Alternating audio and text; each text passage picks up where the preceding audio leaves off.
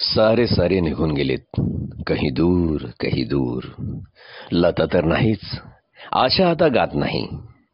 भीमसेन कुमारचे सूर हरवलेत. शिवकुमार हरिप्रसाद ही आता केव्हा तरी. आर.डी. लक्ष्मी प्यारे शांत झालेत. कपिल गावस्कर तेंडुलकर आता खेळत नाहीत. प्राण कादर खानची दादागिरी संपलीये.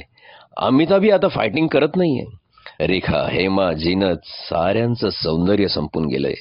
अटलजींचं ओघवतं हिंदी, बाळासाहेबांची शिवाजी पार्कवरची गर्जना, इंदीवरच्या गाजलेल्या मैफिली, जगजीत मेहंदीचा दर्दभरा आवाज, रफी किशोरची हृदयातील साथ, मुकेशचं कारुण्य, मन्नाडेचा पहाडी सूर, सारे सारे निघून गेलेत, कहीं दूर कहीं दूर. रेशमाची तानही विरून गेली आहे. तलतची मखमल विरून गेली आहे. पुलंचं मिश्किलपणे गोष्टी सांगणं, बापट विंदा पाडगावकरांचं कविता ऐकवणं, शंकर पाटलांच्या गावरान गप्पा व दमांची मिराजदारी संपली आहे. हृदयनाथ ग्रेसच्या अविस्मरणीय मैफिली, पल्लेदार समाधानी जिवंत झालेला काशीनाथ घाणेकरांचा संभाजी, कडक शिस्तप्रिय तरीही प्रेमळ हवासा वाटणारा सतीश दुभाषींचा प्राध्यापक आणि भक्ती बर्वेची ती फुलराणी.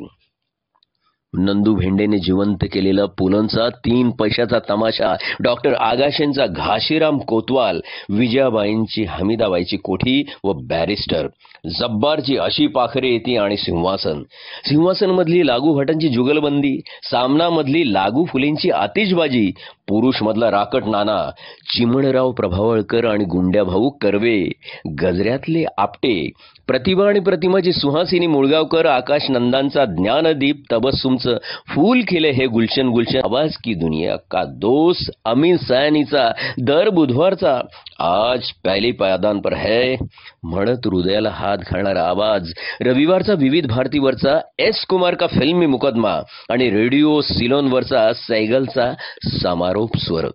दर एक तारखेला न चुकता लागणारं किशोरचं दिन है सुहाना आज पहली तारीख है म्हणून आठवण करून देणं, सुशील दोशी या कानात प्राण आणून ऐकलेला क्रिकेटचा आखो देखा हाल आणि ब्लॅक अँड व्हाईट मध्ये बघितलेली 1983 वर्ल्ड कपची फायनल, कॉलेज बंक करून पाहिलेले मिथुनचे हाऊसफुल पिक्चर, जिनतची कुर्बानी, अमिताभ शत्रूचा दोस्ताना, धर्मेंद्रचा ओरिजिनल 2.5 किलो का हात, जितेंद्र श्रीदेवीचे आचरट विनोद, अमजद कादर आणि शक्ती कपूरची विचित्र विनोदी विलनगिरी, राजेश खन्नाचा रोमॅन्टिक अंदाज, थिएटरमधली 20-20 आठवडे ओसरणारी गर्दी, ब्लॅकमध्ये तिकीट घेताना केलेली मारामारी, सर्व काही आता इतिहास जमा होऊन गेलंय.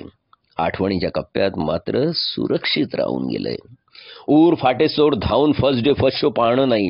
आता 1760 चॅनल्सवरून 24 तास सिनेमे आणि मनोरंजन कोसळत असतात. पण त्यामध्ये आता ती पूर्वीची हुरूर आणि अप्रूप नाही. फेसबुक, व्हॉट्सअप, SMS आणि मोबाईलच्या जमान्यात टेलिफोनची गंमत नाही. तासन तास बिल्डिंग खाली उभं राहून वाट पाहणं नाही. मनातलं कळवण्यासाठी रात्र रात्र जागून पत्र लिहिणं नाही. सेकंदात फेसबुकवर अपडेट होण्याच्या जमान्यात पत्राची वाट पाहण्यातली आतुरता आणि मज्जा नाही. हातातून निसटून गेलेल्या वाळूच्या कणांसारखं हे सारं केव्हा निसटून गेलं, ओंजळीतून खरं तर कळलंही नाही. पण आयुष्याच्या उत्तरार्धात सारं आठवताना खुदकन असतो. भूतकाळाच्या हिंदोळ्यावर कितीतरी काळ झुलत राहतो. खरंच तो काळ किती सुंदर होता.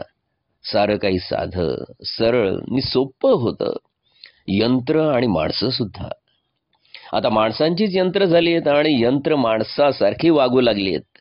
प्रेम, स्नेह, आदर, जिव्हाळा हे शब्द आता फक्त शब्दकोशातच सापडतात.